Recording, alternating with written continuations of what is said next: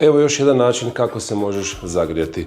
Stavi ruke ovako, raširi malo noge u kukovima i sada pokušaj podizati koljena prema laktovima, polako, naizmjenično, prebacivajući težinu s jedne pa na drugu stranu.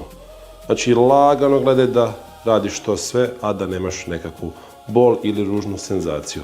Pazi da ti stopalo bude povučeno prema koljenu. Dakle, nemoj da ti stopalo visi ovako, nego neka bude stalno povučeno prema koljenu. Možeš ovako raditi, možeš i bez da su ruke ovako sa strane, nije uopće bitno. Dakle, naizmjenično možemo podizati, neka bude noga ovako pod pravim kutem. Dakle, nemojte samo podizati ovako šlampavo nogu, nego podižite baš ovako pod pravim kutem. Sasvim je drugačiji osjećaj. Znači, ili ova varijacija, ili držati ovako ruke, pa gledati da idete koljenom prema laktovima. Oprobajte raditi subjektivno, minutu, 2, 3, koliko možete, ili pola minute, nemojte forsirati.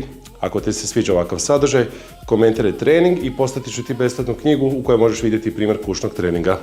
Lajkaj video i podijeli ga nekome kome ovo treba.